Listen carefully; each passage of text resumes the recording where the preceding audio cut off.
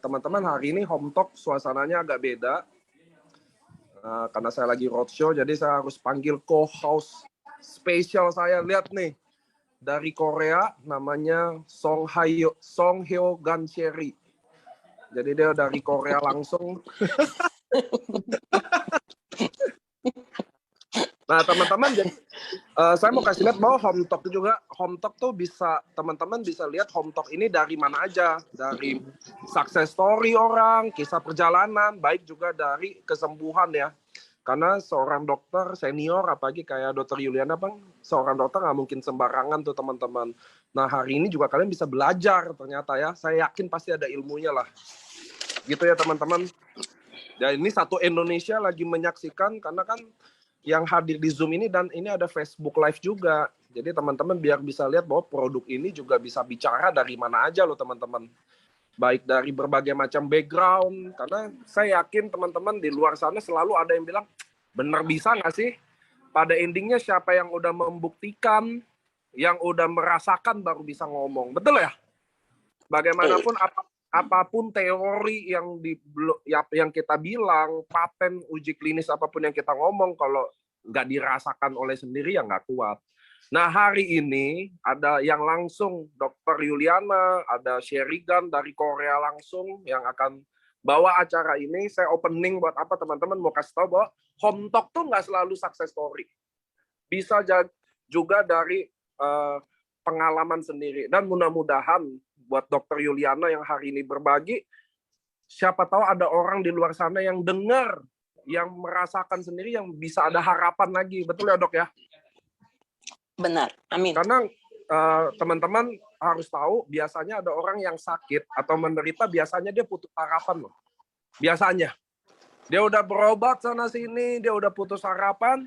Nah, mudah-mudahan apa yang kita lakukan hari ini bisa jadi harapan baru buat orang. Gitu ya teman-teman ya. Jadi sebelum saya lempar ke host kita, Gancheri, dia dari Korea. Anda bisa lihat ya, dia datang langsung dari Korea, Song Hyo Sherigan namanya.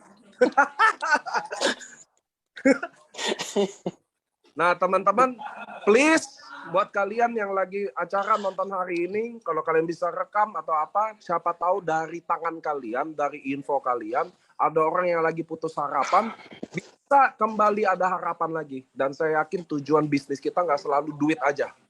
Siapa tahu kita bisa bantu 1-2 kasus yang benar-benar bagi mereka nggak mungkin jadi mungkin. Gitu ya teman-teman ya. Saya akan balikin ke co-host. Sekali lagi saya mau terima kasih buat Dokter Yuliana udah berbagi hari ini. Saya yakin cerita dokter hari ini akan kemana-mana untuk menolong semua orang. Terima kasih ya dok. Saya akan balikin ke Gancheri. Terima kasih juga. Dari Korea. Halo, selamat malam semuanya. Malam. Malam, udah bersedia hadir malam ini. Sama-sama. Oke. Jadi hari ini, malam ini kita akan dengan cerita dari testimoni seorang Dokter Yuliana Ciputra.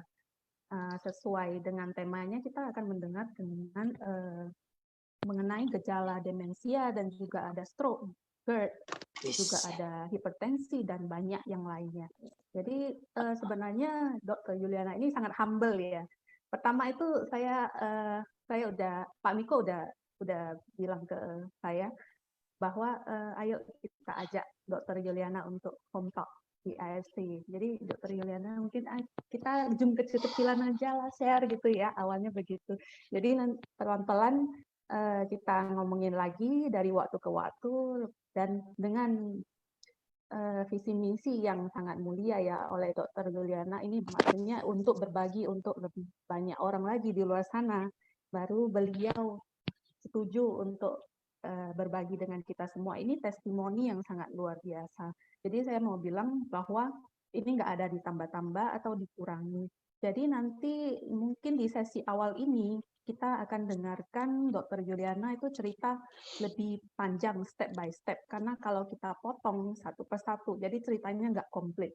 Jadi awalnya kita dengerin dulu Dr. Yuliana akan cerita awal gejala demensia itu bagaimana dan gejala yang lainnya. Jadi benar-benar nggak ada yang dikurangi dan ditambahin. Ini benar-benar hasil dari testimoni beliau. Nah ini Jadi sementara ini kita dengarkan Dokter Yuliana itu perkenalan dulu dan juga suara saya agak kecil ya. Oke, sebentar. Oke, jadi hari ini kita akan dengerin Dokter Yuliana cerita dan kita belum mengajukan pertanyaan-pertanyaan dahulu karena itu betul-betul butuh step by step bersambung ceritanya. Akan lebih detail. Jadi kita mohon lebih fokus dengannya, nanti baru setelah itu baru kita bertanya lagi lebih jauh pertanyaan-pertanyaan lain. Ya, Dok, boleh mulai dengan Oke. perkenalan dan awal gejala itu. Oke. Kasih, Dok. Sebelumnya, ini kedengaran nggak suara saya nih? Ya, dengar cukup jelas. Cukup jelas ya? Oke. Ya. Sebelumnya saya sudah dikenalkan nama saya rasa nggak usah diulang lagi. Tapi kalau umur saya mungkin belum banyak yang tahu. Saya tahun ini sudah 65, bahkan lebih. Umur saya sudah 65 tahun. Oke, terima kasih. Yang sudah jelas ya suaranya ya, oke. Nah, sebelum saya mulai sharing dengan pengalaman pribadi, ini pengalaman pribadi saya ya. Saya ingin tekankan satu hal. Apa? Bahwa kita untuk hidup sehat, kita tidak bisa mengabaikan pola hidup dan pola makan yang baik. Itu yang teman-teman harus ingat ya, bahwa kita jangan sampai istilahnya, alah aku pokoknya aku begini, itu kan untuk nanti kalau orang yang udah tua, baru kalau aku masih muda, semaunya makan, semaunya hidup, itu yang akan dirasakan setelah umur mulai 30-40 tahun mulai muncul penyakit-penyakit yang ada.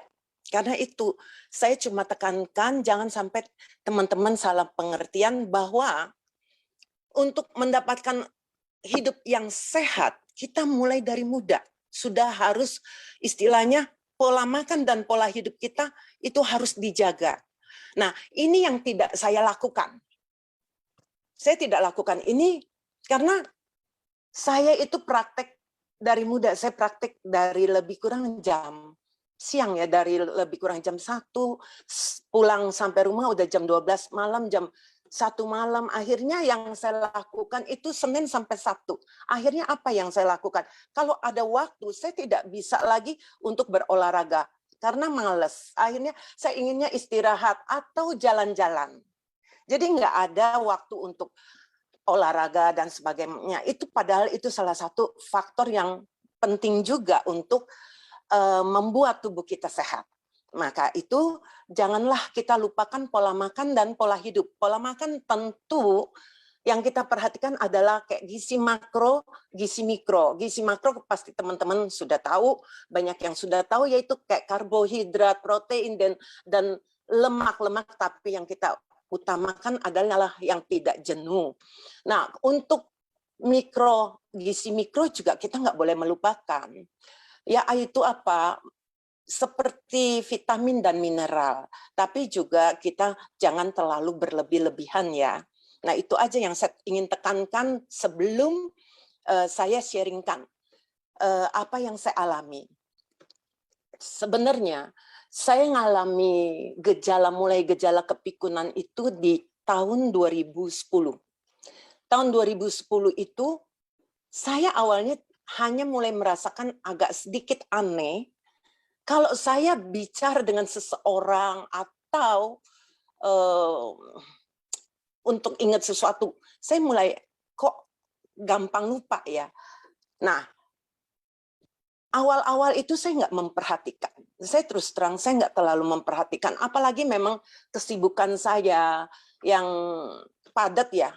Saya pikir ya mungkin dengan usia saya udah 50-an, mungkin ya pasti ada degeneratif, kerusakan atau kemunduran dari otak. Ya wajar-wajar saja sih kalau sedikit-sedikit itu istilahnya lupa. Tapi di tahun 2011 yang membuat saya agak syok. Awal-awalnya saya begini. Saya diundang oleh seorang rekan atau kenalan saya seorang dokter kandungan. Dokter kandungan ini mengundang saya untuk ke sebuah acara. Nah, sebetulnya saya sangat segan sekali, tapi karena sudah 3 kali diundang, akhirnya saya sangat tidak enak. Oke, saya bilang oke dok, saya datang. Itu dalam suasana, kemudian di situ saya pun dalam keadaan ngobrol, bercanda. Ternyata saya diharuskan untuk lakukan tensi, pakai tensimeter digital yang ada kertasnya. Dia jadi setiap yang lakukan tensi itu pasti keluar struk kayak kertasnya itu. Waktu saya lihat struknya itu, kertasnya itu, saya kaget. Tekanan atas saya sistol 168, diastolnya 101. Saya kaget sekali. Kenapa? Saya tuh seingat saya nggak pernah hipertensi. Waktu saya muda malah saya cenderung ke hipo. Tekanan darah saya rendah. Makanya saya sampai nggak percaya, saya bilang, bisa diulang lagi, tolong diulang lagi untuk pemeriksaannya. Akhirnya dikasih ulang lagi, memang nggak beda jauh. Dari situ, nah saya sempat konsultasi ke internis, dan akhirnya saya periksa darah semua. Nah di situ saya baru tahu. Kolesterol saya tinggi, LDL saya tinggi, darah saya kental. Nah, di situ kalau teman-teman mau tahu, saya mulai di tahun itu, yang sangat saya rasakan adalah kepikunan saya. Pada saat saya parkir mobil, saya pernah lupa. Memang saya saat itu belum ngeh sekali bahwa saya ini sudah mulai kepikunannya parah. Jadi saya anggap biasa, saya udah parkir mobil, saya biasa masuk ke mall. Waktu mau pulangnya, kok saya bisa nggak inget tadi di lantai berapa saya masuk, dari pintu mana saya masuk, saya tidak ingat sama sekali. Nah ini yang menjadi sesuatu yang mengagetkan buat saya, karena istilahnya dari muda, seumur hidup mulai saya membawa mobil, saya nggak pernah mengandalkan supir, jadi saya segala sesuatu, saya harus pikir sendiri, parkir di mana, nggak bisa mengandalkan siapa-siapa.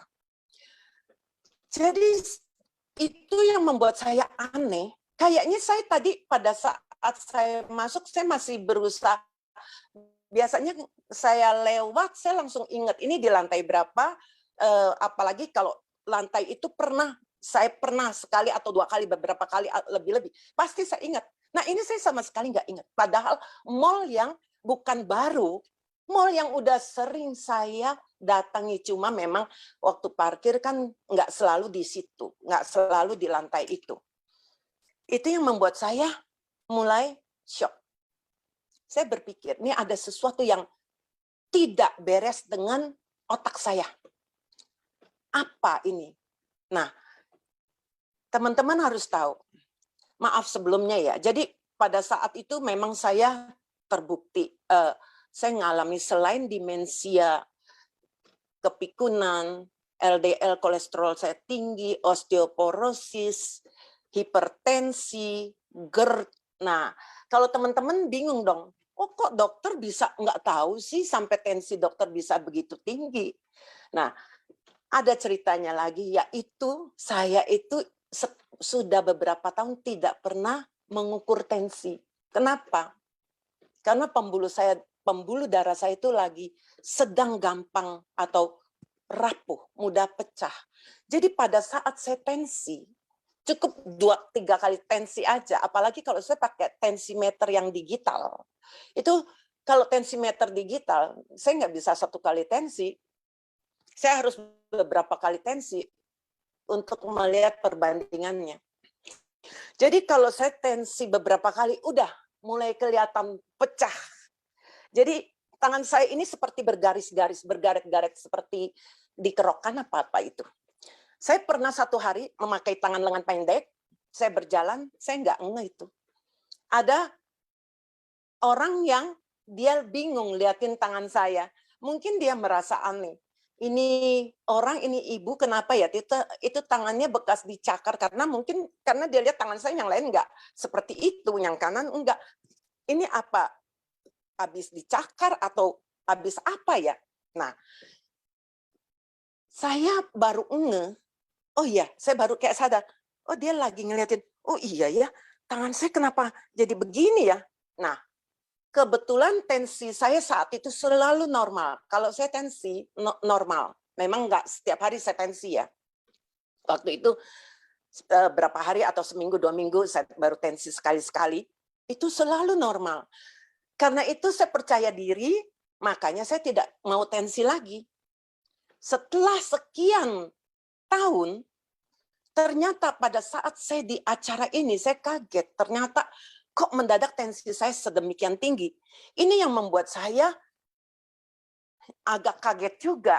Nah, dengan pemeriksaan ini semua, ternyata pembuluh darah saya begitu gampang mudah rapuh, tensi saya tinggi, kolesterol tinggi, LDL tinggi, kemudian saya sering vertigo. Nah, salah satu yang sering muncul belakangan itu saat-saat parah itu, saya sering vertigo, terutama di tempat praktek. Saya praktek itu memang kan dari siang, dari jam 1-an sampai malam. Nah, sekitar sore, kalau saya udah praktek beberapa jam, mungkin saya agak capek dan saya selalu pakai masker. Mungkin itu juga mengurangi kadar oksigen saya. Nah, itu saya mendadak muncul vertigo. Kalau saya telat minum obat vertigo, saya udah telat sebentar aja, saya telat. Maka di dompet saya selalu harus ada yang namanya obat untuk vertigo. Kalau saya telat, saya udah nggak bisa praktek lagi, karena pasien itu saya harus batalin semua. Muter semua. Nah, inilah yang istilahnya, sebetulnya waktu itu saya nggak ngerti ya. Saya nggak ngerti bahwa vertigo itu juga salah satu tanda. Itu mengarah gejala ke stroke saya. Karena apa? Ternyata vertigo itu terjadi, untuk saya ya, vertigo itu terjadi karena, memang penyebab vertigo itu banyak. Tapi untuk saya, vertigo itu terjadi karena aliran darah ke otak saya itu yang sangat tidak bagus. Karena buktinya sekarang, saya boleh dikata hampir tidak pernah vertigo. Nah, ini yang membuat saya waktu itu sempat jujur ada kekhawatiran, shock, stres. Kenapa? Pada saat saya menyadari bahwa saya itu mengalami demensia, di mana saya untuk bicara dengan seseorang, saya sebagian besar saya nggak bisa ingat apa sih sebenarnya yang dia bicarakan, saya nggak nangkep. Untuk istilahnya menghafal satu ayat di Alkitab saya pun sudah sangat sulit. Untuk menyebut nama pasien yang baru saya baca di kartu status yang suster saya sudah siapkan, hanya beda 1-2 menit, saya lupa namanya. Itu pun bukan pasien baru, pasien lama.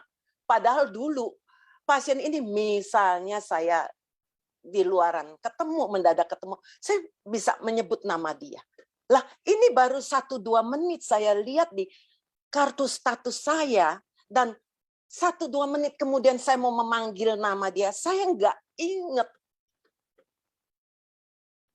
Pada saat seperti itu, saya bicara dengan anak saya yang dokter. Saya tanya, ini kayaknya saya demensia. Menurut kamu di dunia kedokteran, apa obatnya? Ada obatnya apa untuk demensia? Ini kelihatannya mami demensia. Seperti ini, apa obatnya? Dan dijawab oleh anak saya, nggak ada. Saya kaget betul-betul, tidak ada. Memang sampai hari ini, obat untuk menyembuhkan ya, teman-teman, saya ingin katakan, untuk menyembuhkan, bukan mencegah. Kalau mencegah, katanya ada memang untuk demensia. Kalau teman-teman mengerti yang namanya menyembuhkan dan mencegah tentu berbeda. Misalnya orang ini punya tingkat kerusakan selnya misalnya sudah 80%. Kalau dia mengalami kesembuhan, itu misalnya menjadi tinggal 20%. Nah, itu mengalami kesembuhan. Walaupun mungkin tidak 100%. Tapi kalau mencegah berbeda. Kerusakan tingkat misalnya 50%, di tingkat 50%. Hanya diusahakan supaya jangan lebih naik jadi 60 ke 70 atau ke 80%. Tapi untuk menjadi ke 10, 20 nonsen. Nah, itu dia bedanya. Pada saat saya dengar anak saya bilang tidak ada obatnya. Saat itu saya jujur saya shock. Kenapa? Karena saya berpikir, ini logika saya. Kalau tidak ada obatnya, kalau hanya mencegah, belum tentu itu bisa. Belum tentu. Berarti kemungkinan saya pun akan semakin parah. Kalau semakin parah, apa yang akan terjadi? Saya sudah membayangkan untuk nama pasien yang baru saya lihat. Hanya beda 1-2 menit. Saya tidak bisa lagi menyebut. Apalagi semakin parah. Saya yakin kemungkinan besar nanti suatu saat saya nggak akan ingat siapapun, termasuk keluarga saya, anak saya. Itu yang jujur saya takut banget dan membuat saya stres. Nah, di sini saya ya nggak ada ya, karena seperti itu saya tidak tahu yang namanya suplemen waktu itu saya tidak tahu. Saya tidak kenal, saya tidak. Karena kalau memang mau ini jujur banyak dokter yang tidak tahu dan tidak pernah dengar. Nah, kalau saya boleh kasih lihat ini ya. Kelihatan ya? Ya bukunya ya. Oke. Nah, kelihatan Iya, Sisyari. kelihatan, Dok. Oke. Iya, saya juga Judulnya ada. Oke, nah udah beli Sisyari. What your doctor doesn't know about nutritional medicine may be killing you. Ini saya dikasih hadiah dari seorang rekan teman saya. Waktu itu saya juga sempat merasa agak aneh ya ini buku ya judulnya ya. Seorang dokter, penulisnya seorang dokter. Nah, dokter ini sebenarnya ini sikap dokter ini itulah rata-rata para dokter. Tidak pernah percaya yang namanya nutritional supplementation. Nah, di sini mungkin saya ingin tekankan sedikit ya. Bahwa buat saya memang SOP UTSU itu mungkin izinnya itu di BPOM itu bukan sebagai suplemen, tapi sebagai makanan, ya. Tapi pengertian saya bahwa yang namanya suplemen itu adalah tambahan di luar makanan kita yang sehari-hari. Jadi tambahan yang bisa memberikan apa? Membantu untuk kesehatan kita. Nah, buat saya SOP UTSU ini adalah tambahan juga, suplemen juga. Walaupun untuk istilah BPOM bukan di situ, tapi ini adalah tambahan, nutrisi. Jadi pengertian saya adalah nutrisi tambahan ya. Nah, jadi teman-teman tahu apa yang Dr. Ray ceritakan di bukunya. Nanti teman-teman bisa beli, yang penasaran boleh beli itu. Di sini Dr. Ray ini dia bercerita bahwa dia itu seorang dokter yang sangat tidak percaya dengan yang namanya nutritional supplementation. Itu setiap pasien yang datang yang selalu minta advice dia mengenai kalau mau minum seperti ini, dok, saya boleh nggak minum nih, misalnya vitamin atau mineral, dia selalu berkata, itu lu cuma buang-buang uang, percuma, lu cuma membuat urin lu lebih mahal saja. Nah, kenapa Dr. Ray berkata, memang untuk dokter istilahnya graduating physician itu hanya mungkin tidak lebih dari 6% yang pernah istilahnya dapat formal training in nutrition, itu tidak lebih dari 6%. Jadi sebagian besar itu tidak mengerti. Tidak mengerti. Ini kata Dr. Ray ya, bukan kata saya ya, sorry ya. Baca di bukunya Dr. Ray. Nah, makanya Dr. Ray akui bahwa dia sendiri juga tidak pernah mengenal atau tidak pernah mengerti mengenai nutritional supplementation ini. Maka dia selalu berkata, tidak ada gunanya. Selalu berkata, tidak ada gunanya. Nah, Dr. Ray sendiri, kalau tidak mengalami secara pribadi, dia tidak akan mungkin bisa percaya. Ini terjadi dengan istrinya. Istrinya itu mengalami penyakit namanya fibromialgia. Fibromialgia ini adalah memang penyakit yang istilahnya seumur hidup. Dr. Ray bukan nggak tahu, dan dia harus membawa istrinya berobat ke spesialis untuk menangani fibromialgianya. Otomatis dikasih obat, terus makan terus. Tapi semakin lama, semakin keadaan istrinya bukannya membaik. Bahkan timbul lagi penyakit lain. Bahkan istrinya pernah sampai mengalami namanya radang paru atau pneumonia akut yang parah. Setelah itu juga dia mengalami yang namanya alergi, ya, asma.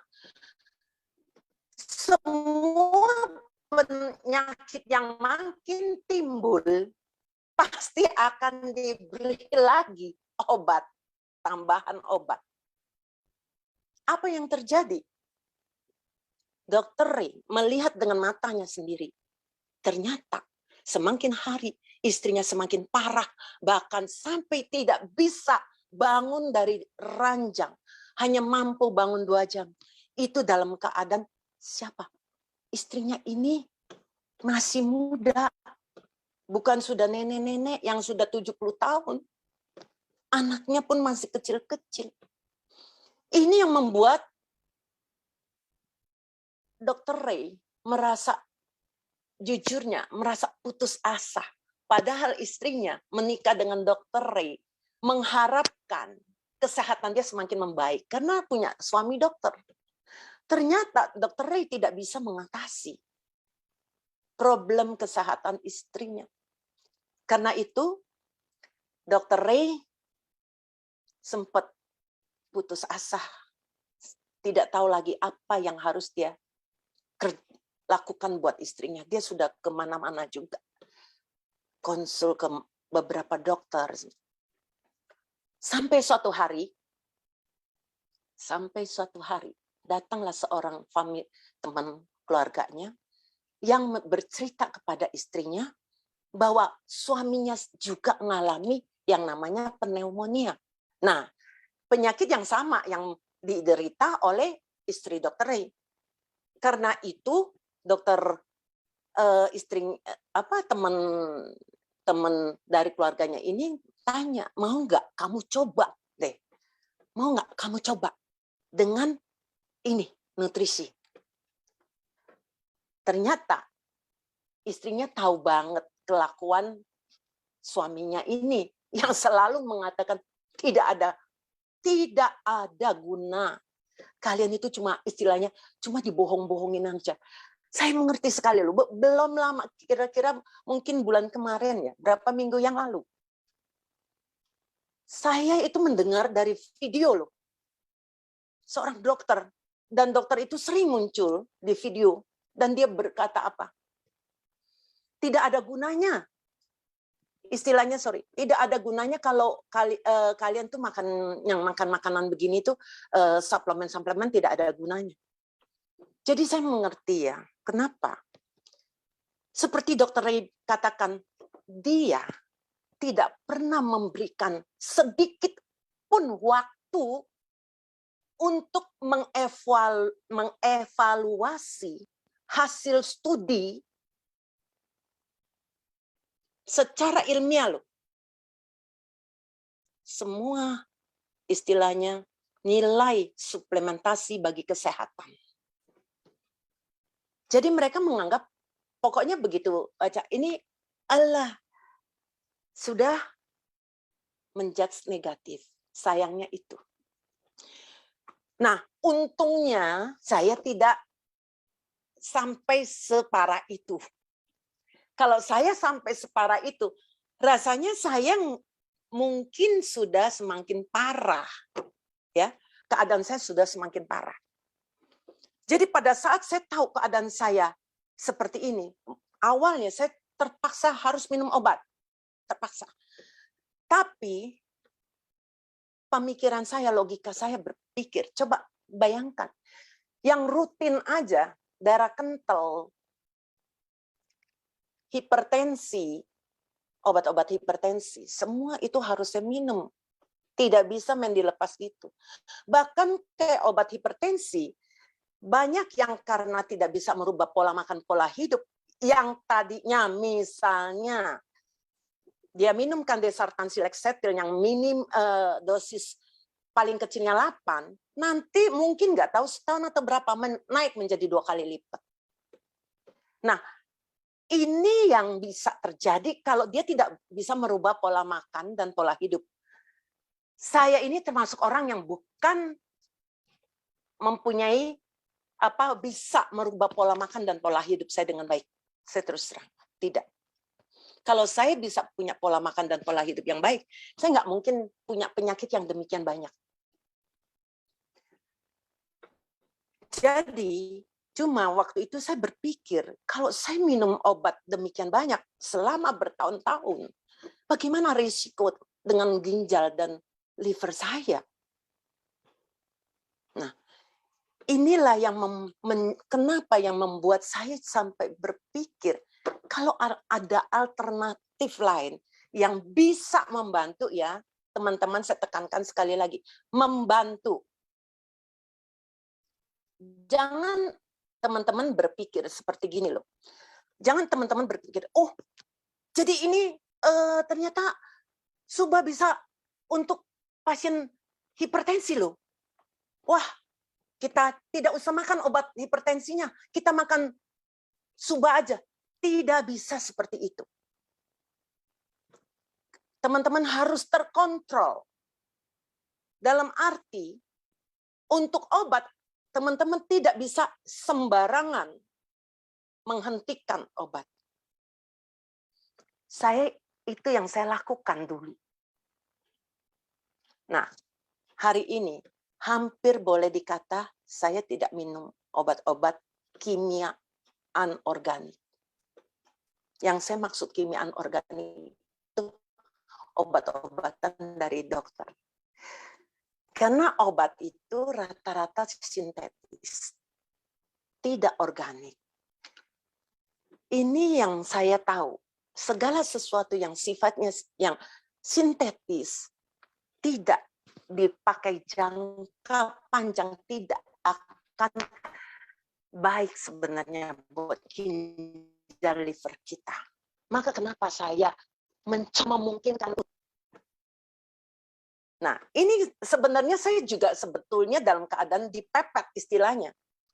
Dokter Ray pun sama, istrinya dipepet, ya kan? Kalau kita tidak mengalami dipepet gitu, apa saya mau? Belum tentu. Sorry, mungkin orang menawarkan juga saya langsung gini, alah sudah sorry saya nggak percaya deh, nggak percaya dengan Anda, ya. Kemudian yang menjadi pemikiran saya untuk memilih produk pun, saya harus memilih yang sifatnya organik, karena organik itu lebih bisa diterima oleh tubuh kita dan sifatnya lebih aman bagi ginjal dan liver saya. Makanya kenapa setiap produk yang dikenalkan saya, yang saya pertama sering tanya adalah, produk kamu organik nggak? Apalagi di mall, sering sekali. Iya, Bu, ini organik, Bu.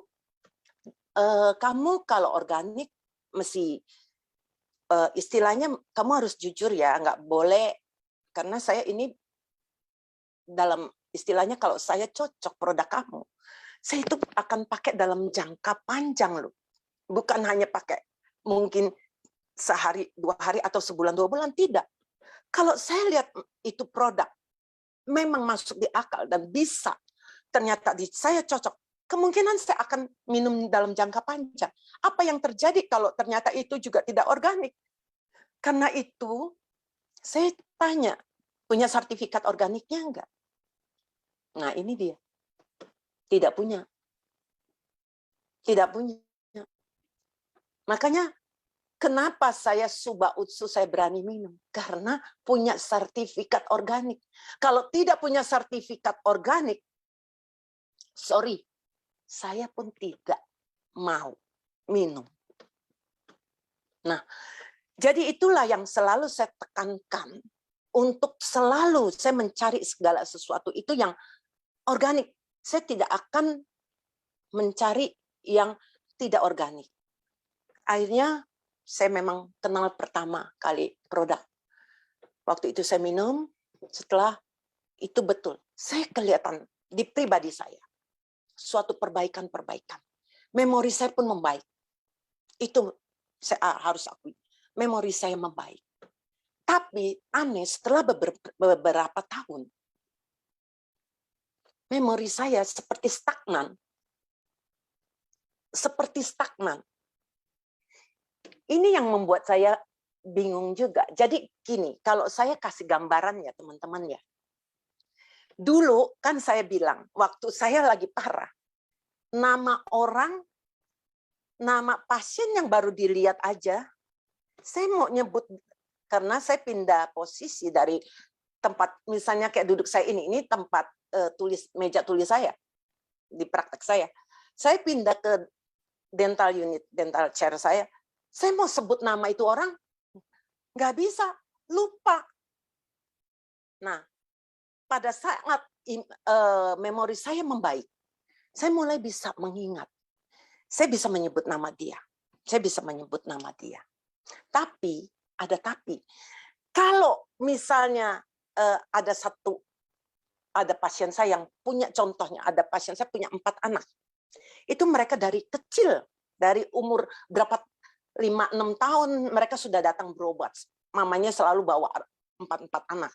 Tapi mulai belasan tahun, mamanya mulai lepas, suruh datang sendiri atau dianterin oleh pembantu atau siapanya, susternya.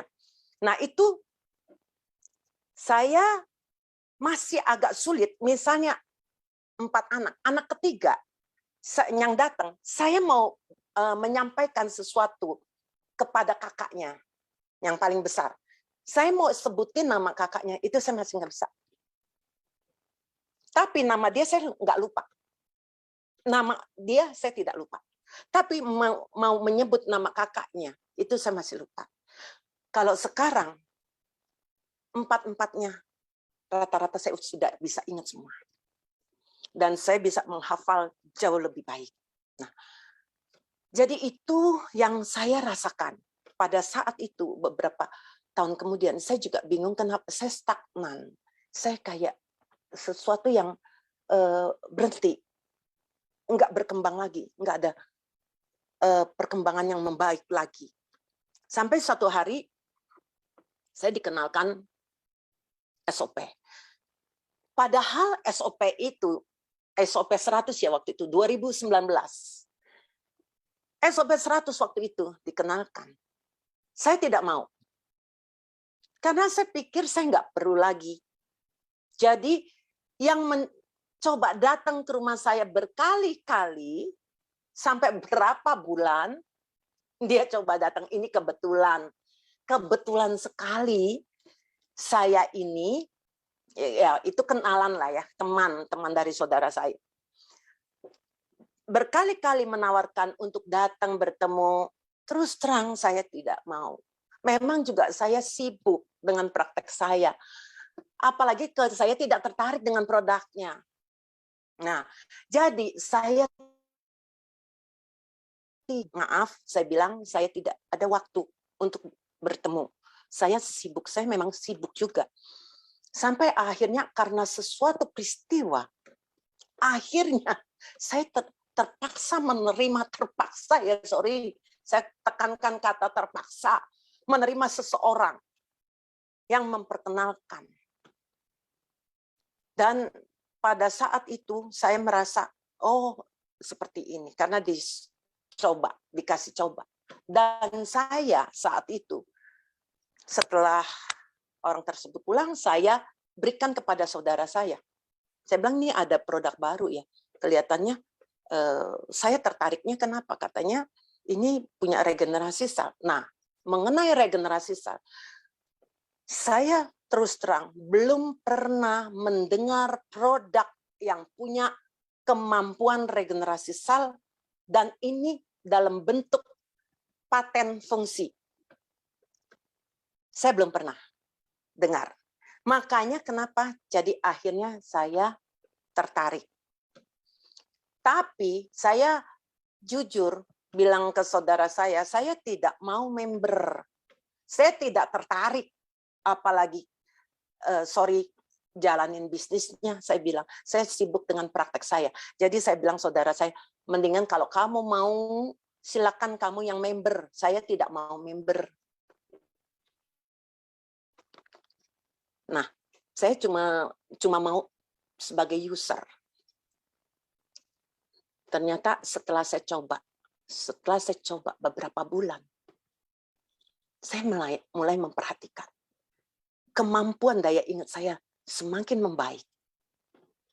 Ini yang membuat saya tertarik dengan produk ini, dengan SOP. Dan karena itu saya mau mempelajarinya. Saya ingin mempelajari lebih dalam. Ini produk sebenarnya, karena saya belum pernah dengar tentang kemampuan regenerasi sel. Karena gini loh, kalau kita tahu yang namanya regenerasi sel, semua juga pasti bisa terjadi. Bisa terjadi dengan kita makan apa, nutrisi, kayak protein, itu membangun sel. Dan perlu juga tentu multivitamin, multimineral, dan sebagainya. Nutrisi yang lengkap, yang baik, itu pasti juga membangun. Tapi teman-teman harus ingat satu hal. Saya ambil contoh ya, ini mengenai penelitian yang dilakukan di Washington University. Mereka sedang lakukan penelitian terhadap atau NK cell. Kenapa? Karena NK cell ini ternyata punya keistimewaan. Kalau teman-teman mau tahu, saya nih dokter, saya hampir belum pernah dengar NK cell. Pernah, tapi bukan dari kuliah atau apa ya, dari luaran seperti itu. Itu pun hanya sepintas. Ternyata bukan saya saja. Banyak sekali dokter-dokter yang juga mungkin hanya mendengar nama NK cell. Mungkin sekarang ini semakin, istilahnya semakin populer. Kalau beberapa tahun yang lalu rasanya belum sepopuler sekarang, karena apalagi nih teman-teman selalu istilahnya memperkenalkan ini loh ada NK cell. Nah teman-teman sendiri tahu nggak apa keistimewaan NK cell ini? Ternyata sekarang ini Washington University saja sedang mengembangkan riset, untuk yang namanya imunoterapi. Imunoterapi ini adalah terapi untuk pasien kanker yang istilahnya mungkin sudah di kemo, udah nggak bisa, udah nggak berhasil karena indeks angka kankernya naik terus. Akhirnya diusahakan dengan imunoterapi. Nah, ternyata imunoterapi ini berbasis banyak, ada beberapa yang saya tahu kayak berbasis sel limfosit T ada. Ternyata Washington University sedang mengembangkan ke NK cell. Karena NK cell ini lebih menjamin, istilahnya mereka melakukan riset itu lebih kelihatan hasilnya lebih baik. Dan lebih aman dibandingkan limfosit T karena tidak menimbulkan badai sitokin. Nah, teman-teman tahu, bukan seperti, jadi NK cell ini pun kalau mau jujur tidak bisa hanya istilahnya, oh diambil NK cell-nya aja tuh. Ada di seperti orang di, kalau dia istilahnya diinduksi atau dipapar dengan namanya interleukin 12, 15, 18. Itu akan membuat NK cell ini menjadi aktif untuk membunuh sel kanker.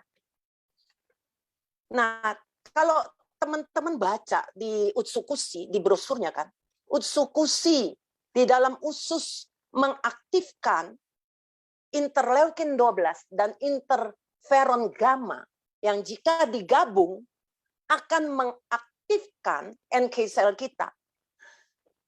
Jadi istilahnya akibat Utsukushi, kalau tanpa Utsukushi belum tentu NK sel ini akan aktif seperti itu. Ini dia yang saya pikir ini adalah tentu riset dari mereka para ahli, profesor AFC di Jepang itu yang menemukan istilahnya saya mungkin formula atau racikan mereka sehingga bisa mengaktifkan NK sel ini.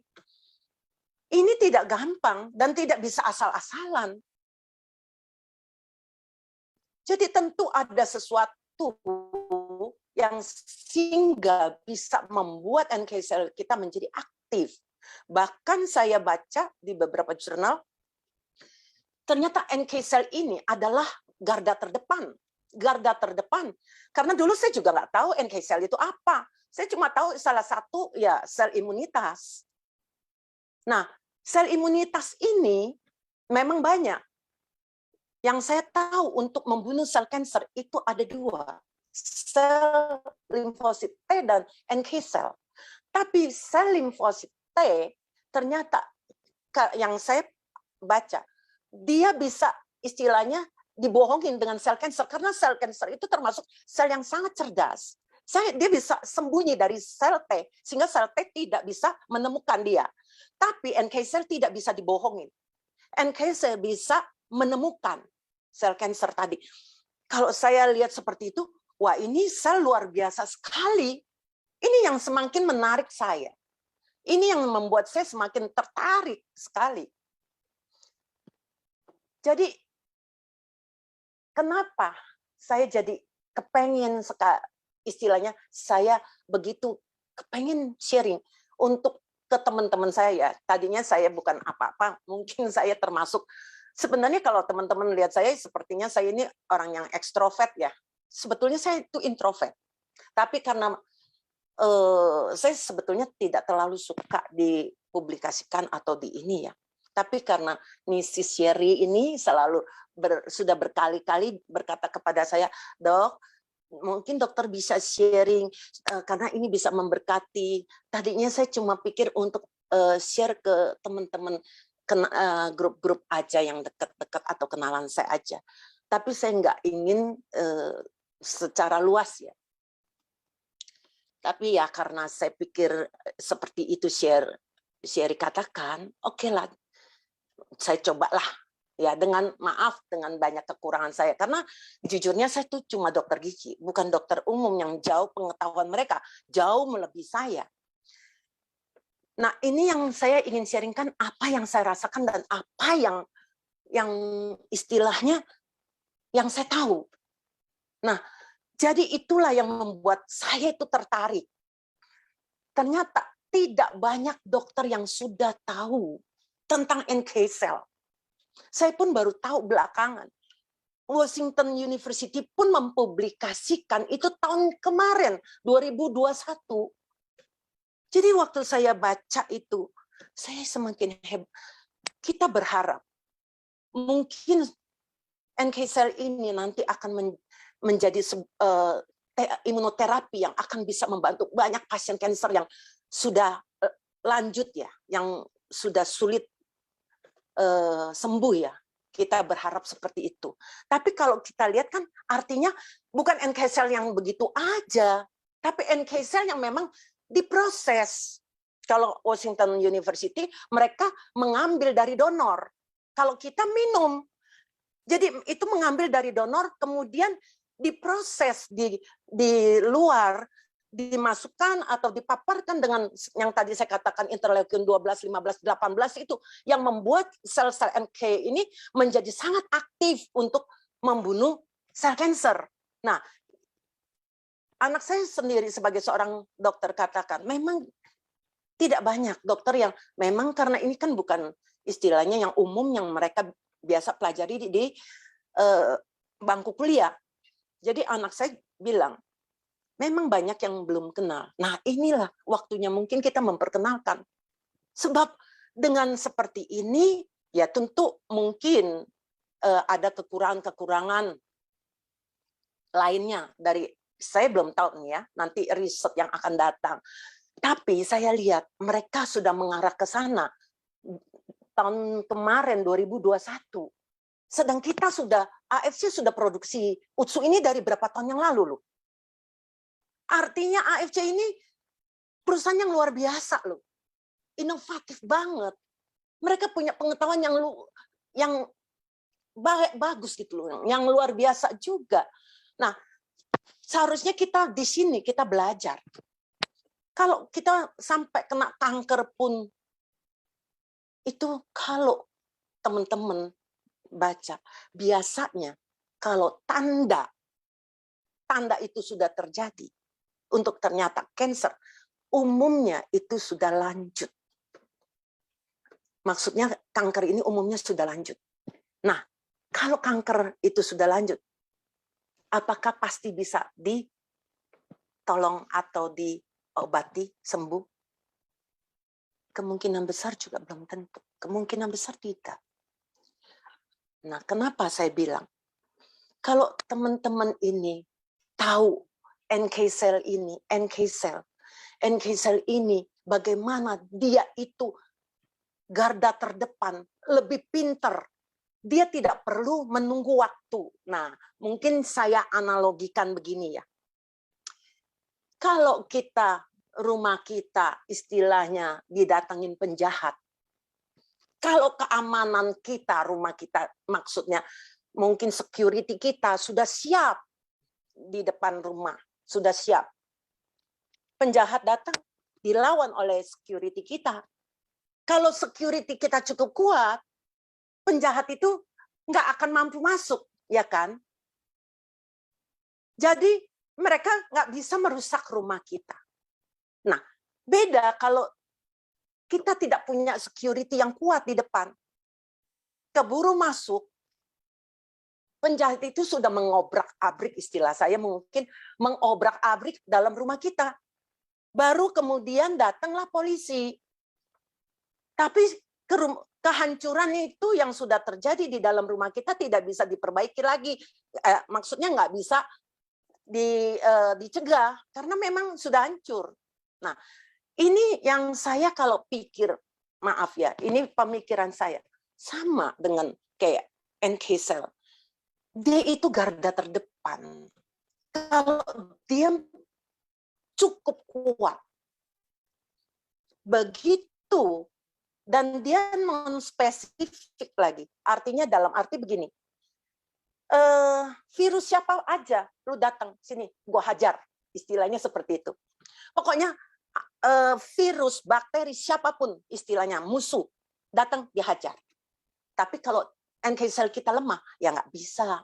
Nah, tapi juga jangan teman-teman lupakan satu hal, yang namanya seperti virus, itu virus load-nya itu juga hati-hati. Kalau yang datang itu karena kita sudah lengah, ya istilahnya, kita nih udah lengah dalam arti gini, sudah virus COVID sudah nggak ada, udah hampir nggak ada, jadi kita bebas, mari kita buka masker, kita ngobrol segala macam. Nah, ini yang teman-teman harus hati-hati sekali, karena virus load itu pun sangat penting yang teman-teman harus perhatikan. Karena kalau yang masuk virus itu misalnya 10 juta misalnya, tentaranya misalnya. Terus teman-teman punya tentara cuma 10.000, yang mana mampu untuk melawan. udah pasti dia akan masuk. Tapi kalau teman-teman punya tentara dan kemampuan dia itu kuat, maka dia bisa misalnya membunuh, datang 10.000, dia punya kemampuan bisa membunuh 10.000. Virus itu tidak akan merusak organ tubuh kita, karena dia nggak ada kesempatan untuk masuk ke jaringan tubuh kita. Ini dia yang perlu, yang saya pikirkan. Kenapa perlu? Tapi teman-teman maaf, banyak saya lihat ya, oh kalau sakit aja baru minum utsu. Teman-teman harus tahu, yang namanya proses itu nggak begitu istilahnya untuk mengaktifkan NK cell itu bukan begitu gampang. Sekarang minum langsung, tidak, dia perlu proses. Nah, kenapa saya bilang kalau teman-teman memang bisa, mungkin satu saset atau enggak setiap hari atau ini secara sering kontinu, itu sangat membantu. Itu sangat membantu. Nah, nanti mungkin saya cerita kepada mungkin mengenai seorang teman baik saya ya. Ini salah satu yang menguatkan saya juga ya. Teman saya ini dia penderita kanker prostat. Kanker prostat yang pernah dioperasi kalau saya tidak salah itu tahun 2016. Di Singapura, bukan di sini, di Singapura. Nah, pada saat dia selesai dioperasi, beberapa bulan kemudian dia dikontrol oleh dokter Singapura, dicek PSA-nya, ternyata PSA-nya yang batas, Singapura punya batas dengan Indonesia berbeda ya. Singapura batasnya itu 1. Kalau Indonesia batasnya 4. Nilai angka dia sudah 1,9 sekian. Ini yang membuat dokternya sempat kaget. Dan teman saya disuruh lakukan yang namanya PET scan. PET scan ini untuk melihat apakah kemungkinan sudah ada metastase dari sel kanker ini ke bagian organ tubuh lainnya. Ternyata belum, atau tidak ada. Akhirnya disuruhlah teman saya ini lakukan yang namanya suntik hormon setiap 6 bulan sekali. Jadi teman saya mulai lakukan suntik hormon setiap 6 bulan plus suntik NK cell. Nah ini teman-teman ingat, NK cell. Jadi teman-teman ingat ya, NK cell teman saya ini suntik NK cell. NK cell ke China. Kalau dirupiahkan 2 terapi itu lebih kurang, ternyata di rupiahin lebih kurang itu hampir 200 juta. Hampir 200 juta.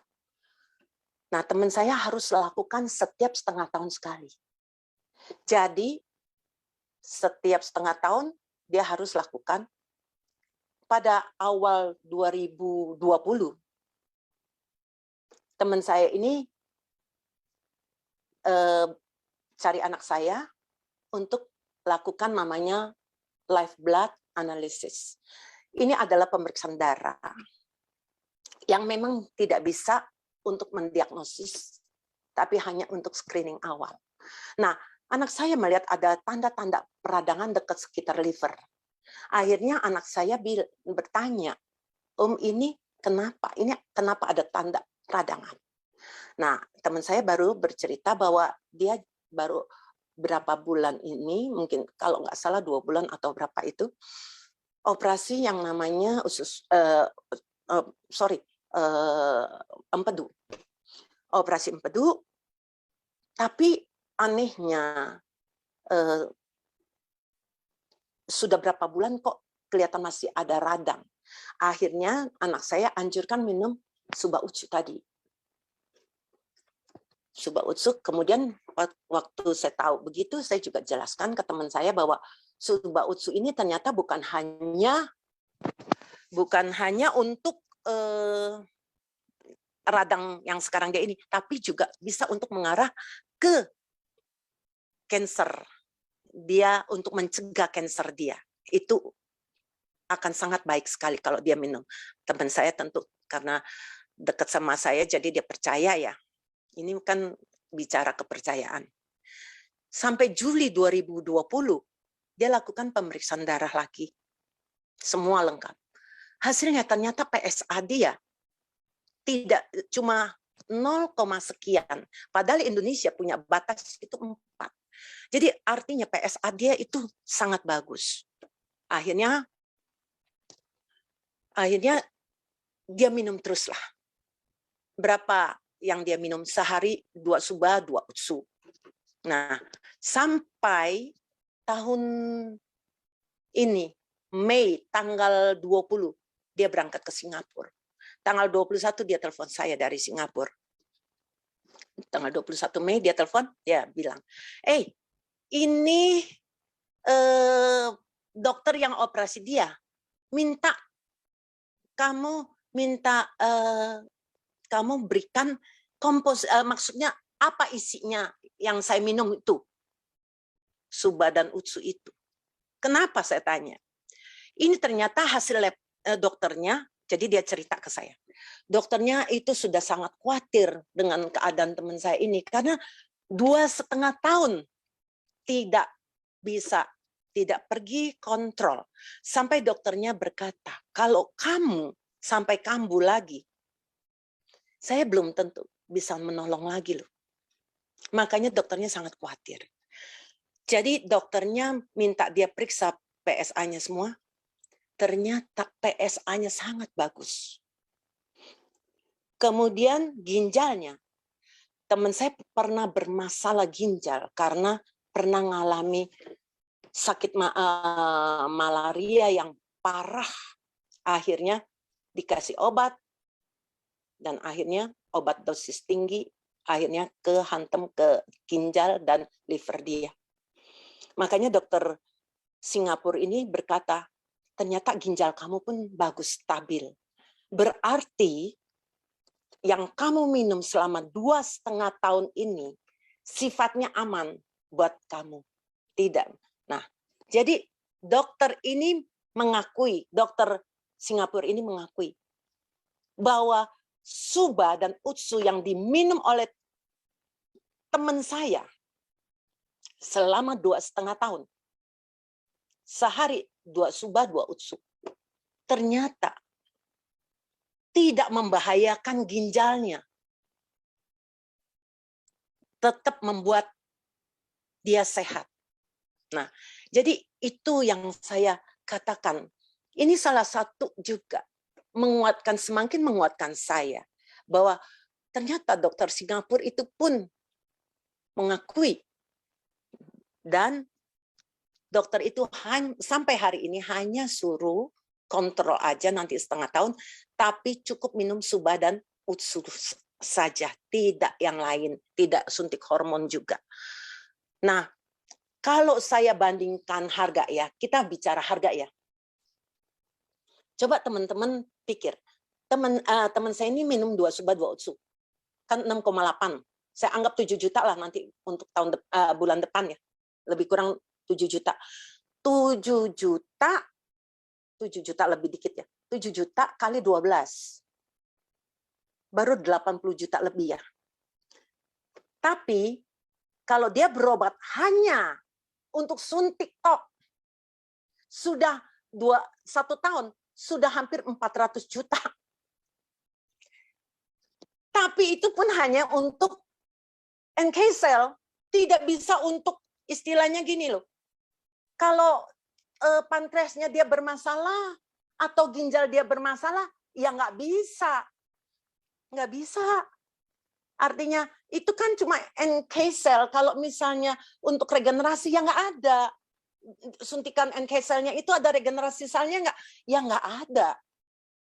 Nah, jadi kalau teman-teman, mungkin disinilah teman-teman bisa berpikir. Bisa berpikir dan menceritakan atau membandingkan untuk orang-orang yang selalu berkata mahal. Mungkin teman-teman bisa sharing ini. Seperti itu. Jadi murah ya. Oke. Ternyata murah banget ya katanya. Iya iyalah. Kalau kita mikir, coba teman saya malah sekarang ya, kulit mukanya kelihatan, jujur dia hampir 70 tahun ya. Beda berapa tahun dari saya. Dia juga kelihatan seger. Kelihatan energi. Bahkan waktu sempat dia cerita, dia pergi naik mobil satu dengan saudaranya, itu kena COVID, dia ya nggak kena COVID. Jadi selain ke muka, ke kulit, kemana, ke organ, yang terutama ke organ-organ yang kita nggak pernah tahu, yang mungkin mulai degeneratif, karena degeneratif itu pasti terjadi. Untuk semakin usia dia semakin tinggi atau semakin tua, pasti degeneratif itu pasti terjadi, nggak mungkin tidak terjadi.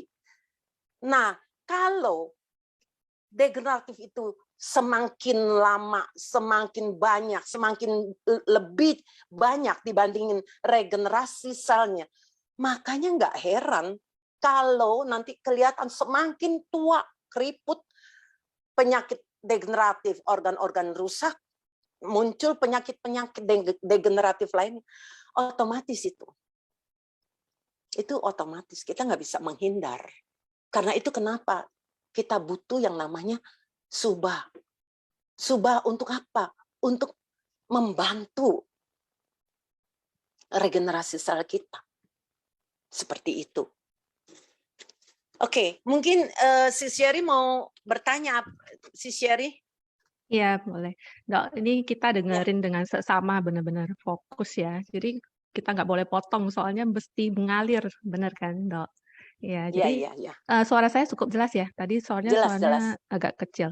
Jadi ini ceritanya nih, Dokter Yuliana sebenarnya udah diminta Pak Niko, udah cukup lama untuk hadiri Home Talk hari ini. Jadi benar-benar luar biasa sharingnya ya hari ini.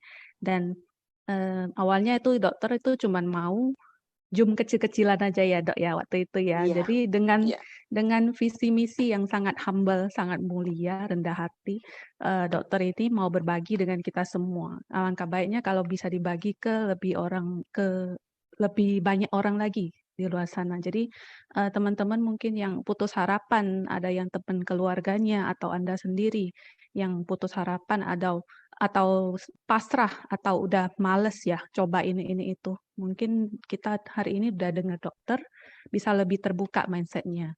Jadi dokter ini kan sudah 12 tahun mengalami demensia pertama itu.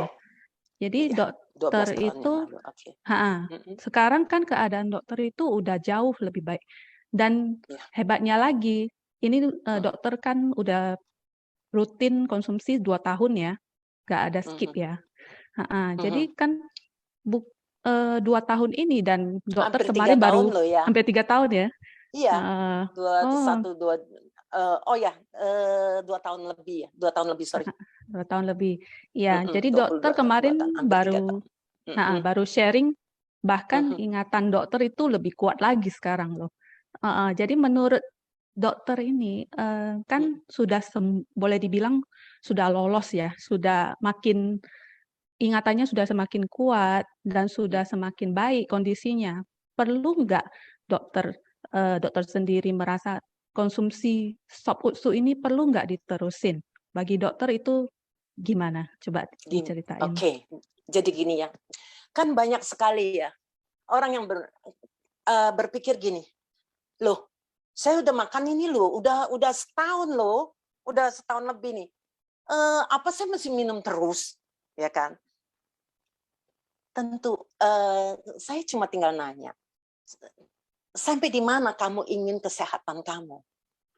Kalau kamu tanya saya pribadi ya sis, share. Kalau saya otomatis, karena saya tahu fungsi subah utsu itu gimana. Selama saya mampu membeli, otomatis pasti saya akan beli. Kenapa? Semakin usia saya semakin lanjut, semakin tua, bukan artinya kesehatan saya semakin baik. Bukan loh. proses degeneratif itu akan berjalan terus. Semakin besar, bahkan semakin besar. Karena kemampuan regenerasi sel saya itu yang semakin kecil. Makanya kenapa kita yang semakin tua, kita akan kelihatan semakin keriput, semakin, karena itu proses degeneratif itu lebih besar di kulitnya itu dibandingkan regenerasinya. Mau tidak mau, selama saya bisa beli, saya akan minum. Saya akan terus minum. Begitu, share. Dok, jadi kemarin itu kita kan udah pernah Zoom sebelumnya ya.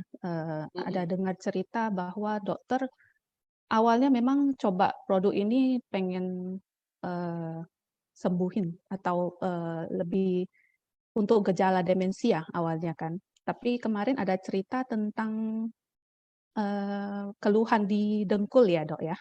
Oh ya, di dengkul. Ya, jadi boleh ceritain bahwa rupanya sop usu ini bisa membantu yang lain juga. Nah itu kan saya bilang tadi. Kalau saya, nah ini mengenai dengkul ya, mungkin teman-teman sebagian belum ada yang istilahnya belum tahu tentang peristiwa cerita saya mengenai dengkul saya. Saya mengalami dengkul saya itu kalau naik tangga itu sakit. Sampai saya udah berapa tahun sebelum saya kenal AFC, saya sudah minum produk-produk yang sebelumnya itu sudah dikenalin saya untuk dengkul. Dan produk ini pun pasti dokter-dokter tahu lah.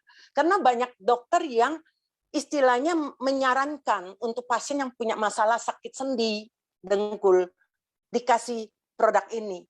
Nah itu juga saya sudah minum beberapa tahun.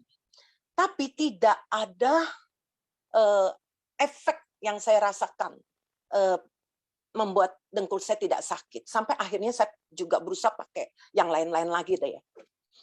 Nah, kemudian waktu saya minum SOP 100 waktu itu, saya minum. Saya nggak tahu berapa bulan, tapi rasanya sih cukup lama, 6 bulan. Nah, inilah yang saya katakan lagi teman-teman.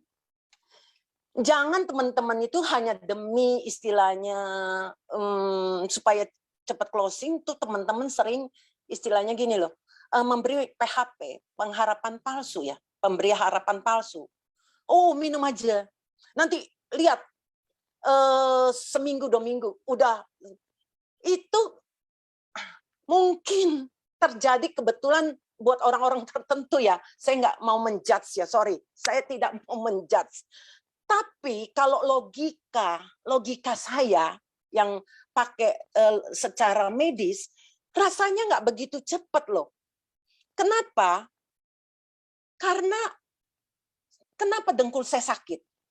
Terjadi gesekan antara tulang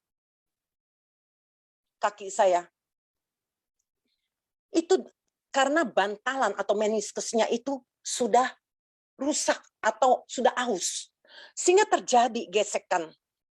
Dengan gesekannya ini, itu yang menimbulkan rasa sakit pada saat bergerak. Jadi pada saat saya minum SOP, karena ada regenerasi selnya, dia perlahan-lahan memperbaiki meniskus saya itu. Memperbaiki. Sehingga tulang kedua, tulang sendi tulang saya, kepala sendinya itu tidak beradu. Makanya itu yang membuat rasa sakitnya hilang.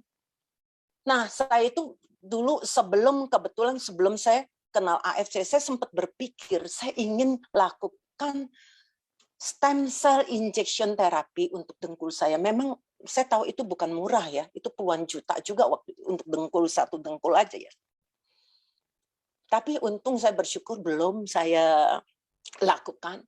Ternyata saya minum SOP sudah hilang. Nah, coba teman-teman pikir deh. Saya minum bukan hanya untuk demensia saya semakin membaik, dengkul saya semakin membaik. Coba, udah berapa berapa keuntungan yang saya dapat. Itulah yang saya bilang. Tapi jangan, sorry ya, teman-teman itu jangan terlalu overclaim. Hati-hati. Karena jangan sampai kita ini boleh istilahnya semangat, tapi jangan sampai berlebihan sampai kita sembarangan ngomong. Wah, kanker, kamu minum ini pasti sembuh. Dan apalagi stadiumnya udah 4. Dokter aja sudah angkat tangan. Itu hanya bisa kalau Anda sertai dengan doa jadi mujizat.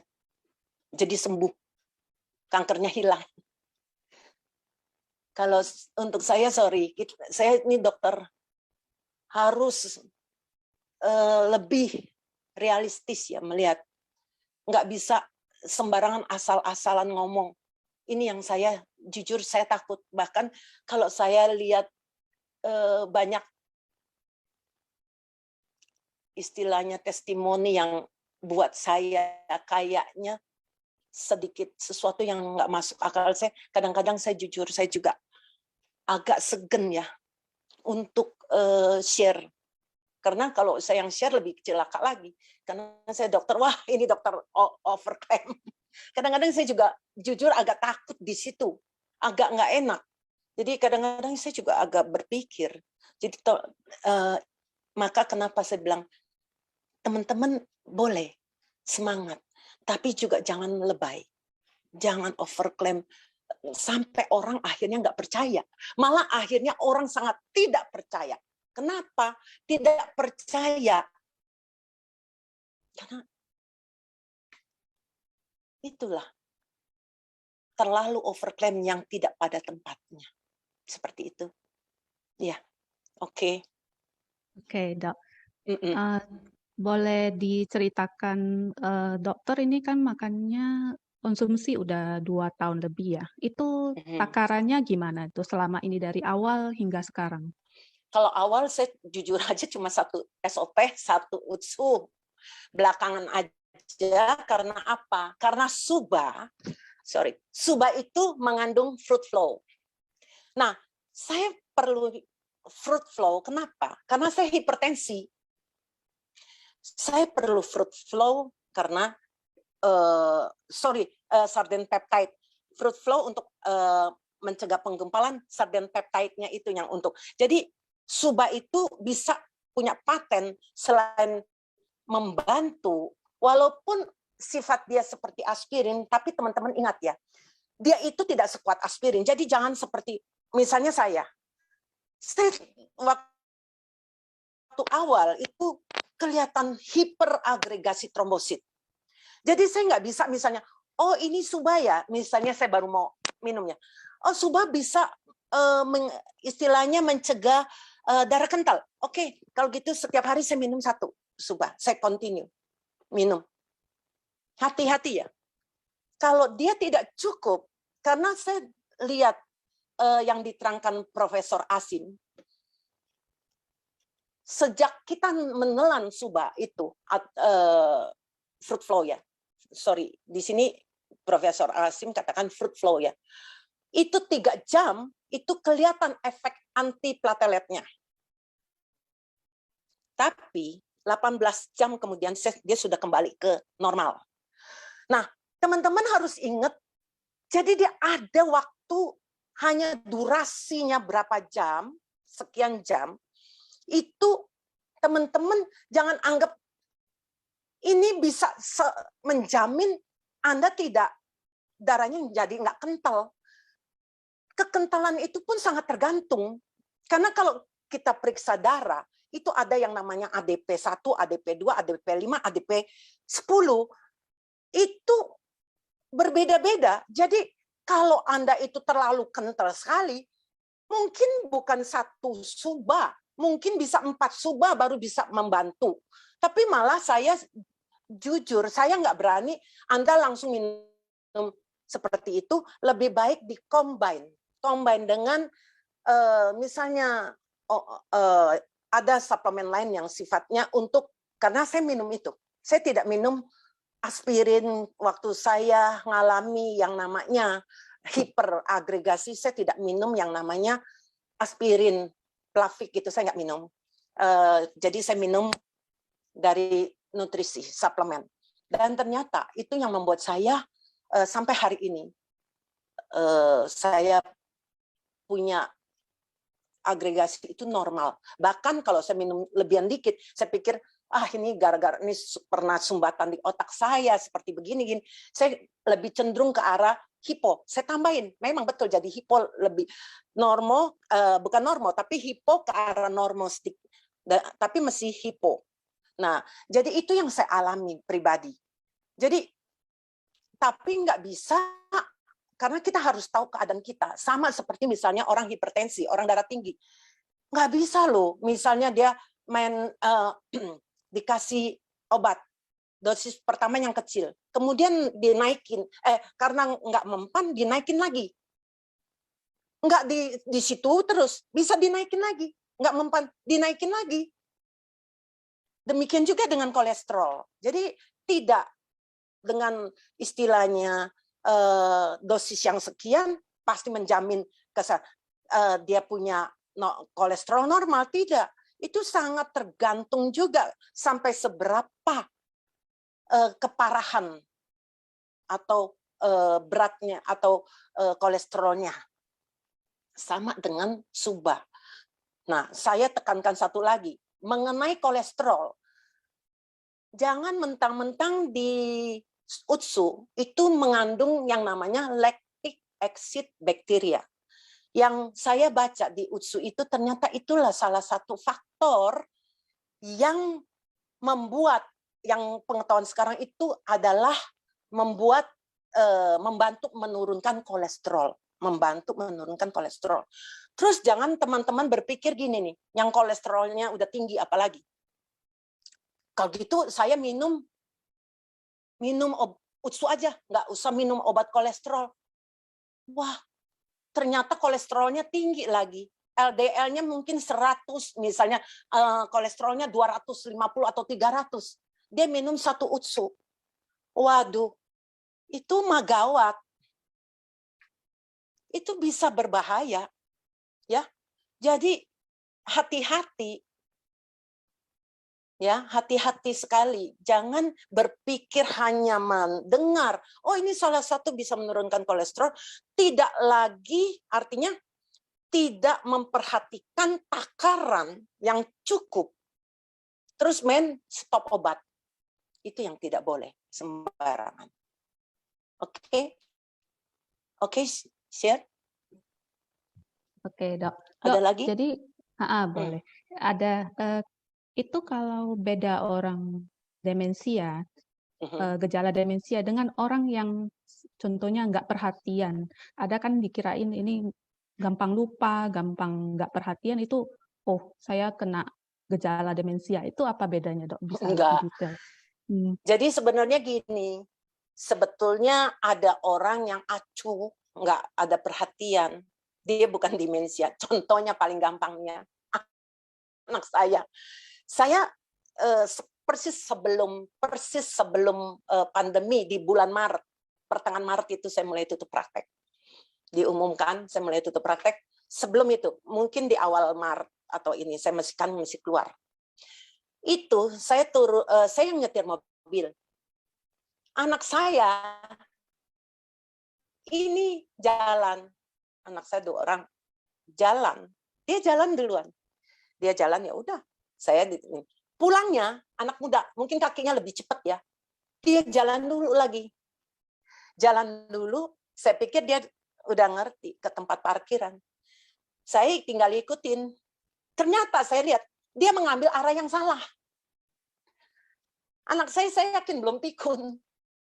Berarti mereka terlalu menganggap remeh. Menganggap di sini loh, padahal mereka nggak ada perhatian, cuma kira-kira kayaknya di sini letak, tidak ada perhatian, bukannya mereka pikun, gitu. Jadi sebenarnya kalau yang namanya demensia itu ya memang kayak saya itu karena penyumbatan. Kebetulan waktu saya mulai merasakan gejalanya, saya mulai jujur sempat stres karena saya membayangkan. Terus jadi makanya kenapa saya berusaha. Oh ya, jangan ada orang gini, wah kalau gitu jangan kayak dokter Yuliana tuh. Nggak perlu tahu kita nanti jadi stres kayak dokter Yuliana. Dia sudah bisa membayangkan apa yang bakal terjadi nanti kemudian hari. Makanya dia stres. Ini salah. Ini saya udah dengar berapa kali loh pasien mau periksa darah. Mendingan saya nggak periksa. Kenapa? Daripada nanti saya stres, mendingan saya nggak tahu. Waduh, ini gawat ini. Kenapa? Orang seperti ini yang menganggap nggak perlu tahu, tahu-tahu dia stroke. Dia stroke. Saya ini termasuk mujizat. Kalau mau jujurnya, saya itu udah stroke. Kenapa?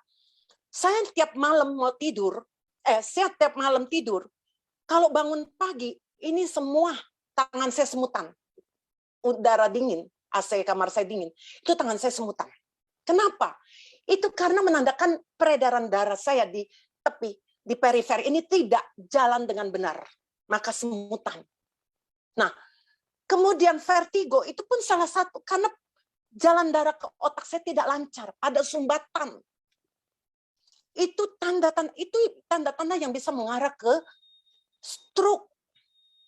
Tapi sekarang saya bersyukur, saya tidur dingin-dingin juga nggak apa-apa. Malah saya di ujung sini saya jarang pakai apa. Dulu saya pakai sampai minta tolong beliin sarung tangan. Sarung tangan padahal mestinya sarung tangan kulit ya. Tapi saya yang orang kayak buat naik motor. Tapi saya nggak biasa ya. Jadi saya sampai cari apa sarung tangan pengantin. Saya pakai itu supaya jangan terlalu dingin, supaya nggak semutan kalau bangun. Nah, oke, share. Jadi itu yang saya mungkin ada pertanyaan lagi, mungkin ada pertanyaan apa yang sharing?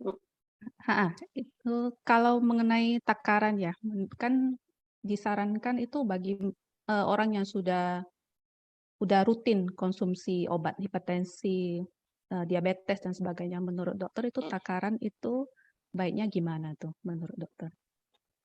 Takaran ya. Kalau takaran itu memang relatif ya. Kalau dia sehat-sehat, badannya kecil, rasanya 1 utsu atau 1 suba itu udah cukup ya kalau badannya. Lah kalau kayak saya ini beratnya 72 kilo. Tinggi saya 170. Kayaknya kalau 1 suba, 1 utsu memang agak-agak kurang ya. Jadi mestinya 2 kali. Tapi lucunya, waktu saya awal minum 1 SOP 100 selama berapa bulan, itu juga tetap berasa loh hasilnya di dengkul kanan saya. Itu luar biasa juga, saya pikir luar biasa juga. Karena rutin ya dok, tidak pernah skip ya? Ya, saya setiap hari saya usahakan minum. Oke. Dokter mungkin bisa ceritain singkat mengenai orang yang rutin atau enggak itu bedanya apa gitu? Oh, nah kalau gitu ini kebetulan terjadi ya, terjadi kepada orang dekat saya. Tahun 2021, bulan Juni, Juli. Itu kena COVID. Saat itu kan COVID Delta. Nah, bagaimana saya melihat orang yang rutin, enggak rutin sih sebetulnya, 1 keluarga, suami, istri, dan anak. Tapi saya ya nggak rutin sekali ya, tapi suka minum lah. Nah, pada saat kena COVID, itu kan selalu 1 kamar. Jadi 1 kamar selama berhari-hari. Itu ya pasti virusnya itu udah boleh bilang sudah merata. Sudah meratakan. Nah, coba bayangkan saat yang tidak minum, itu sampai mengalami saturasi oksigennya sudah di bawah 90, sudah sesek, dan akhirnya harus dirawat di rumah sakit. Bayangkan, itu rumah sakit sedang penuh-penuhnya. Tidak ada yang gratis. Mau tidak mau harus masuk rumah sakit. Berbayar. Dan bukannya murah. ratusan juta habis. Karena paru-parunya waktu di rongsen itu hampir banyak sekali, hampir putih semua. Walaupun mungkin hanya karena orangnya masih sadar, saya bilang hantam tetap. Memang saat itu saya cuma bisa sambil doa, saya berharap untuk Suba Utsunya terus dihantam. Yaitu Suba, saya kasih memang melebihi dari kantor. Karena badannya besar. Beratnya lebih dari 100 kilo. Mau tidak mau saya harus suruh lebih. Nah, di sini saya lihat perbedaannya. Istri dan anak. Anaknya begitu cepat. Padahal anaknya sampai anosmia juga ngalami. Tapi saya lihat bagaimana perbedaan. Orang yang minum walaupun mungkin nggak setiap hari, itu lebih mempunyai daya tahan tubuh dibandingkan yang tidak. Bayangkan cuma kena COVID ratusan juta biayanya untuk masuk rumah sakit. Coba kalau jadiin Suba Utsu bisa berapa tahun ya minumnya? Nah di sini saya pada saat keluar dari rumah sakit tetap saya pesankan jangan lupa Suba hantam lebih banyak. Terus berapa bulan. Dan ternyata baru beberapa bulan yang lalu di rongsen paru-parunya itu bersih. Yang saya khawatirkan adalah terjadinya long COVID. Saya khawatirkan saat itu terjadinya long COVID. Tapi saya bersyukur kalau ternyata tidak terjadi. Makanya kenapa saya lebihin? Karena saya tahu kerusakan paru-parunya yang udah demikian parah. Dia perlu regenerasi sel yang kuat. Ternyata hasilnya memang baik. Itu. Misyar. Itu perbedaannya. Iya. Iya. Dok, kan tadi mungkin sudah diceritain selain demensia banyak banget keluhan dokter yang sudah boleh dibilang terobati ya gitu. Boleh diceritain kembali apa aja itu kembali. Jadi kita bisa mengingat dokter. Maksudnya nih, apa aja selain demensia? Ya. Ada gejala apa lagi? Jadi kita pembuluh darah saya, pembuluh ya. darah saya. Nah ini sekarang saya kan pakai tensimeter digital. Sekarang alat tensi saya bukan satu, tahu nggak ada berapa? 3. Saya tensi. Nggak, karena saya pakai tangan panjang jadi nggak bisa kasih lihat ya. Hampir setiap hari saya tensi. Nggak ada garis merah-merahnya. Itu pembuluh darah itu pun sangat penting loh. Karena apa? Kalau dia terjadi arteriosklerosis, terjadi pengerasan, itu pecah di otak, terjadi lagi stroke hemorrhagic. Nah, karena itu jangan main-main. Saya cuma bersyukur ya, pembuluh darah saya sekarang jauh lebih kuat. Jadi pada saat saya tensi berkali-kali tidak sampai muncul pecah-pecahnya itu udah enggak. Kemudian GERD saya juga sudah lebih jauh membaik. Dulu setiap saya makan asam lambung saya bisa naik sampai ke hidung. Pernah sampai aduh. Nah, seperti itu. Saya bersyukur sekarang ini enggak sampai seperti itu. Enggak. Sangat jarang, tapi juga enggak keluar asam yang mengerikan seperti itu enggak. Oke?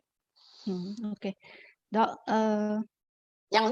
vertigo kan tadi udah sempat saya bilang juga kan, vertigo juga vertigo. boleh Ini hari ini saya baru dengar ya kalau orang vertigo itu kira-kira itu gejalanya mungkin aja pembuluh darah itu nggak lancar ya, itu sesuatu jadi mesti dicek tuh benar-benar ya.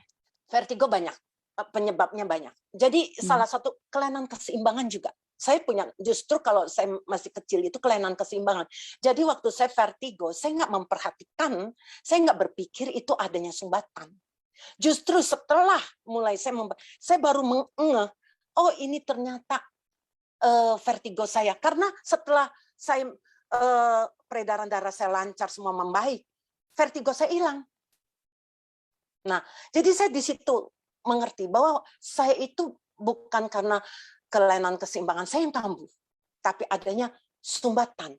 Dan sumbatan di otak saya itu semakin membaik. Itu yang membuat memori saya mulai membaik. Oke. Dok, kita kan mendengar itu cerita semua orang sakit ya. Banyak yang dengan keluhan. Jadi itu orang sakit udah pasti harus konsumsi. Harus konsumsi. Jadi menurut dokter kita yang sehat-sehat gitu, kenapa harus konsumsi sop utsu ini? Oke. Kenapa kita mesti konsumsi? Terutama kalau yang sudah istilahnya sudah mulai di atas 40 ya. Karena setiap hari miliaran sel kita itu mati. Nah, miliaran sel mati kalau tidak diganti secara perlahan-lahan, semakin banyak yang mati dan tidak diganti. Suatu saat kematian sel yang sedemikian banyak dari organ itu, itulah yang akan menimbulkan penyakit degeneratif. Penyakit yang terjadi karena memang kerusakan dari sel kita. Apakah kita mau tunggu sampai sel kita rusak? Nah, banyak yang berkata gini, "Alah, Dok, saya tuh minum ya sebulan 2 bulan nggak merasakan apa-apa tuh." Banyak nggak? Pernah nggak dengar gitu? Saya nggak merasakan apa-apa, nggak ada rasa apa. Saya sampai kadang-kadang saya jadi tertawa juga ya. Memang kamu mau ngerasain apa? Sekarang begini, waktu misalnya Anda itu misalnya ada yang kena sakit ginjal. Pada saat pertama itu enggak mungkin dalam 1 hari ginjalnya langsung rusak, langsung harus cuci darah, nggak mungkin. Pasti itu sudah berbulan-bulan bahkan bertahun-tahun. Nah, pada saat terjadi kerusakan sel itu, dia bisa merasakan nggak? Dia nggak merasakan. Banyak yang tidak merasakan. Dia tidak merasakan, dia tidak tahu terjadinya kerusakan. Demikian juga pada saat terjadinya regenerasi sel, perbaikan sel, itu tidak, selnya bicara, ini aku lagi perbaikin loh selnya. Yang enggak seperti itu. Cuma terjadi perbaikan. Nah, otak saya waktu mengalami istilahnya perbaikan, saya nggak merasakan otak saya bicara. Nah, cuma saya setelah sekian lama, setelah sekian bulan-bulan, saya baru mulai merasakan tandanya, cuma tanda. Wah, oh iya ya, kok saya mulai bisa ngingat ya? Oh ini ya, itu tanda. Ya kan? Tapi bukan, saya tidak tahu waktu dia mulai mengalami kesembuhan sel-sel otak saya yang membaik, sel syaraf otak saya yang membaik. Saya nggak tahu dia kapan bekerjanya. Saya tidak merasakan dia bekerjanya. Saya tidak tahu. Nah, seperti itu. Banyak yang baru minum 1-2 bulan sudah berkata, saya nggak merasakan apa-apa tuh. Seperti itu. Banyak yang seperti itu. Padahal dia kerusakan ginjal, kerusakan organnya pun dia nggak tahu. Tahu-taunya sudah parah. Istilahnya sudah parah. Jadi segala sesuatu tuh kerusakan bertahap itu dia juga nggak pernah merasakan. Oke? Seperti itu. Oke, Dok. Hari ini cukup panjang ya Zoom-nya. Biasanya Zoom Pak Niko nggak gitu panjang sih. Tapi hari ini benar-benar kita belajar ya? banyak banget. 2 jam ya? Oke. Iya, ya nggak terasa. Mungkin ada satu yang ingin saya ini lagi sampaikan biar teman-teman bisa ingat ya. Kalau dibilang mahal nih, soal mahal nih. Waduh, utsu mahal sih begitu gini-gini. Sekarang teman-teman coba ajak berpikir ya, berpikir secara realistis ya. Kalau saya bilang gini loh, kalau kamu minum rutin, ini memang kita nggak bisa maksain orang yang nggak mampu beli, terus kita maksain dia ya nggak mungkin juga ya. Tapi kalau orang itu dia mampu beli, tapi pelit, ya maaf aja. Karena ada yang saya lihat seperti itu. Sudah kena COVID, baru umur 40-an, untuk beli Suba Utsu aja begitu sayang, akhirnya meninggal. Itu kan lebih, istilahnya ya ampun. Gini. Nah, coba teman-teman bicara seperti gini. Kalau Anda mampu, kecuali nggak mampu, saya juga nggak bisa bilang ya. Kalau Anda mampu, Anda punya uang banyak, apa salahnya Anda invest di kesehatan? Dalam arti begini loh, mungkin cuma minum 1 Suba, 1 Utsu misalnya. Saya bilang, itu kalau Anda rutin minum, itu bisa memperpanjang usia Anda loh. Loh, Kok dokter bisa ngomong begitu sih? Emang dokter Tuhan yang tahu. Saya lagi bicara bukan masalah ini ya, maaf ya. Saya bukan bicara masalah nasib. Karena kalau takdir itu di tangan Tuhan. Saya lagi bicara dari segi medis. Begini, kalau Anda ini makan subah usus secara teratur, kemudian organ-organ Anda menjadi sehat, tidak jadi kena sakit, misalnya nggak jadi pankreas Anda tidak jadi rusak, ginjal Anda tidak jadi rusak. Kalau Anda berpikir secara realistis, orang yang ginjalnya rusak, pankreasnya rusak, jantungnya rusak, apakah bisa umurnya lebih panjang dibandingin kalau dia sehat? Ya nggak mungkin kan? Pasti orang yang sehat itu yang umurnya lebih panjang. Saya ngomong apa adanya loh. Bener nggak, share? Jadi kalau dia sehat, pasti dia lebih panjang. Kecuali mendadak dia ditabrak mobil, mati. Itu saya nggak bisa ngomong.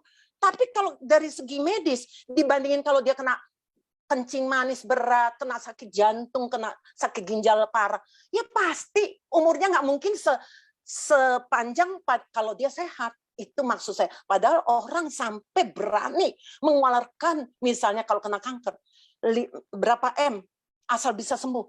Dia berani keluarin. Ya kan? Berapa M dia berani keluarin. Tapi ini untuk invest kesehatan kita. Untuk beli tas yang mahal, mereka berani. Ratusan juta berani. Tapi untuk invest kesehatan belum tentu. Ada yang belum tentu berani. Wah itu sih, saya bilang itu, sorry ya, rugi buat diri dia. Itu. Belum lagi yang namanya anti-aging. Kalau kita lihat UTSU, bagaimana orang sampai harus suntik DNA salmon untuk supaya wajahnya itu kelihatan jadi lebih muda, ya kan? Terus biayanya berapa? Bukan main itu. Nah, kalau kita minum UTSU, selain membuat, walaupun tentu tidak secepat orang suntik, ya kan?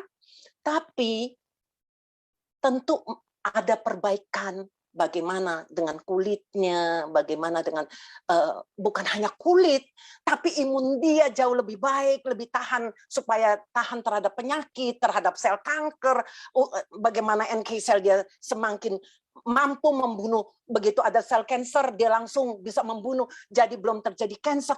Itu kan banyak sekali keuntungannya. Ya, oke. Masih ada? Dok. Oke. Ada kata-kata penutupan nggak untuk Zoom malam ini?